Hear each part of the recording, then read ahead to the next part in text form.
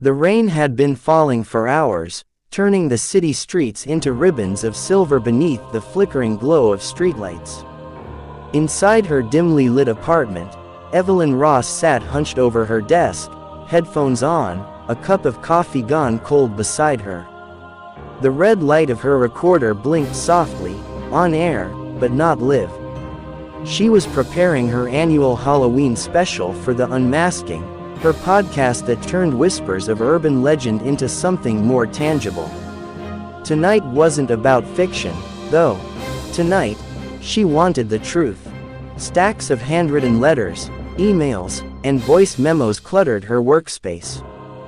Fans sent her stories every October, claims of hauntings, possessions, strange disappearances, but something about the small, unmarked package that arrived that morning unsettled her. It was wrapped in old newspaper, the tape yellowed and brittle, as if it had been sealed decades ago. No return address, no name, just 3 cassette tapes inside, each labeled in shaky handwriting. Tape 1, The Hollow Children. Tape 2, The Mirror in Apartment 9B. Tape 3, The Mask Maker. Evelyn brushed dust from the cases, feeling a prickle crawl up her spine. She wasn't sure if it was the cold draft from the window or the way her own name was scribbled faintly on the inside flap of the package. She didn't remember ever giving out her address publicly. Her hands trembled slightly as she loaded the first tape into her recorder. The whir of the spinning reel filled the silence, a low, mechanical heartbeat. A man's voice cracked through the static, hoarse, trembling, as if pulled from another world. "This really happened to me," he said. "Halloween, 1998. In a place we called the Hollow." His words came with the hiss of wind, children's faint laughter in the background, and something else, something wet, like breathing too close to the microphone. Evelyn leaned forward, hypnotized, the world outside her apartment fading to nothing but rain and whispers. Halfway through the recording, the laughter grew louder. Not playful anymore, but distorted, almost metallic. Evelyn paused the tape. The sound didn't stop. It took her a second to realize it wasn't coming from the headphones. It was echoing from somewhere in the room. Her eyes darted toward the door, the hallway, the dark reflection of her own window. Nothing moved, yet the faint giggles persisted, fading only when she tore the headset off. Her pulse raced. She forced herself to breathe, muttering that it was probably a glitch, feedback from the recorder, or maybe her imagination. She'd been awake too long, surrounded by ghost stories and caffeine. Still, when she played the tape again, the laughter returned right where it left off, almost as if it had been waiting for her. The man's voice continued, more desperate now. "We thought they were just kids in masks," he said, "but they weren't wearing them. They were the masks." A harsh click ended the recording. Silence swallowed the room whole. Evelyn sat frozen, the red recording light reflecting in her wide eyes. Then, another sound, soft, deliberate, from the hallway just beyond her studio door. 3 slow knocks. She turned toward the sound, her heart hammering in her throat, as the last drop of rain traced its way down the glass. And from somewhere deep within the recorder, beneath the static, a whisper breathed through the speakers, "Your turn." Evelyn didn't sleep that night. The knocks never came again, but she couldn't shake the feeling that something was still inside the apartment with her, watching, waiting. When the first light of dawn seeped through her blinds, she told herself it had been exhaustion, a trick of nerves. Yet the words, "Your turn," kept echoing in her mind, looping with every beat of her pulse. By evening, the city outside was humming with Halloween energy, children in costumes, porch lights flickering orange, and she was back at her desk, pressing play on the second tape. The tape clicked twice before a new voice emerged. A young woman, calm at first, but with that fragile tone people get when they're trying not to cry. I moved into apartment 9B in October, she began. The rent was cheap, too cheap. The landlord said it was because no one liked the mirror in the bedroom. Evelyn turned slightly, her own reflection shimmering faintly in the glass of her monitor. She leaned closer, listening as the woman described a tall, antique mirror with a gilt frame and blackened edges, the kind that seemed to drink the light around it. The story unfolded slowly, almost tenderly. The woman talked about how the mirror sometimes fogged up on cold nights even when the window was closed, how her reflection would smile a moment too late, how, once, her reflection turned its head while she stood perfectly still. Evelyn found herself gripping her coffee mug so tightly her knuckles whitened. There was something hauntingly believable in the way the girl's voice trembled, not exaggerated, not performative. Just true. Then the woman's tone shifted. Last Halloween, she whispered, I woke up to a sound, like someone tapping from inside the glass. When I opened my eyes, the mirror was covered in handprints. Dozens of them, small ones, and one of them was mine. The tape hissed, and a faint scraping sound followed, as if something was being dragged across metal. Evelyn's breath hitched. She froze the tape, staring at her reflection again. For a second, she could have sworn her reflection was a half-second late to mimic her movement. The lights flickered, just once. Then again. The apartment seemed to pulse, the air thick with static.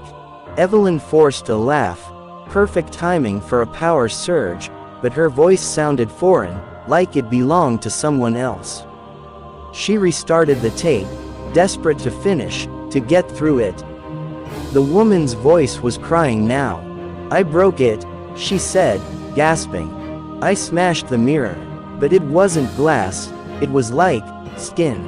When it cracked, something smiled at me from the other side. The tape ended abruptly. No click this time, just a low hum that seemed to vibrate through Evelyn's headphones. She tore them off, heart pounding. The hum continued faintly from the recorder, even after she pressed stop. Slowly, she looked up. Across the room, in the faint reflection of her studio window, she saw her own outline, but it wasn't sitting still. The reflection tilted its head, watching her with a delay that felt deliberate, mocking. For a long time, Evelyn didn't move. She stared at the glass until her vision blurred, until the hum died away and only the soft patter of rain filled the silence. Then, with trembling fingers, she switched off the recorder and whispered to herself, "It's just a story." But deep down, she knew that was a lie. The mirror in apartment 9B had shattered years ago. She could hear it in the woman's voice, but somehow, its reflection had found a way back. And now, it was in hers. The third tape sat on her desk like a wound she couldn't stop staring at. Tape 3. The Mask Maker. The label was smudged with something dark, like dried paint, or blood. Evelyn hadn't touched it since the night before, though the air in her apartment had changed since then. It felt heavier now, dense and unmoving, as if time itself was holding its breath. When she spoke, her voice didn't sound right in the room, it seemed to echo an instant too late, as though another voice repeated her words from somewhere unseen. Still, she pressed play. At first, there was only silence. Then came the faint rustle of fabric, scissors snipping, a soft hum of a lullaby. A man's voice entered the recording, deep and deliberate, like someone dictating a memory to himself. She wanted something real, he said. A mask that could breathe, that could feel. Evelyn shuddered. The tone wasn't like the other tapes, it wasn't frightened. It was proud. I told her, to make something truly lifelike, you must start with life itself. A pause. Then the unmistakable sound of something wet being cut. Evelyn's stomach twisted. She told herself it was staged, maybe an old radio play, but the sounds were too vivid, too organic. The man continued. I molded her face carefully. Every eyelash, every pore. She was perfect when I finished. But when she blinked, oh, when she blinked, his voice broke into a laugh that didn't sound human. Evelyn ripped off her headphones. The laugh kept going. It filled the apartment. The lights flickered again, then dimmed to a dull, orange glow. Her reflection in the window shimmered, distorted by the storm outside. She caught movement on the edge of her vision, something pale on the floor, near her desk. When she looked down, her breath froze. A mask lay there. It wasn't plastic or latex. It looked like skin. She stepped back, heart hammering. The mask's eyes were open. They were hers. The same gray-green eyes that stared back at her in every mirror. Slowly, the corners of its mouth twitched upward in a faint, broken smile. Evelyn stumbled into the chair, knocking the recorder to the ground. The tape hissed, but the man's voice came through again, distorted and warped. Art is about preservation, he murmured. Every mask keeps the soul of the one who wears it. The mask on the floor shifted. Just slightly. Its lips parted. Evelyn backed toward the door, every instinct screaming to run, but her legs refused to move. Her reflection in the window stood perfectly still now, except for the mouth, which whispered soundless words she couldn't hear. Her breath came shallow and uneven as she bent down, trembling, to reach for the recorder. The moment her fingers brushed the machine, the voice spoke again, not from the tape this time, but from right behind her. You wear stories like faces, it whispered. And faces always remember. She spun around, but the room was empty. Only the mask remained, resting on the floor, smiling wider now, almost pleased. For the first time since she began the unmasking, Evelyn realized she didn't know where the stories ended and where she began. The hollow children, the mirror, the mask, they weren't just tales from strangers. They were pieces of a single, terrible design. And she was already part of it. The storm had passed, but the silence it left behind was worse. Evelyn's apartment no longer felt like her own. Every corner seemed to breathe. Every shadow waited for her to notice it. The tapes sat stacked beside the recorder, the plastic casings now faintly warped as though they had been too close to heat. She hadn't dared touch the mask again. It lay where she had last seen it, beneath the desk, half hidden in shadow, its lifeless eyes reflecting the faint, amber light from the street outside. She spent the next day digging. Her podcast listeners were hungry for a Halloween special, but Evelyn's curiosity had turned into something darker, an obsession. She cross-referenced names, addresses, police records. The boy from the Hollow Children, missing since 2001. The woman from apartment 9B, died by suicide in 2016, cause of death officially listed as self-inflicted lacerations.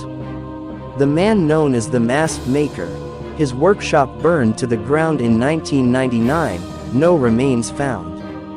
The deeper she searched, the more impossible it became to ignore the pattern.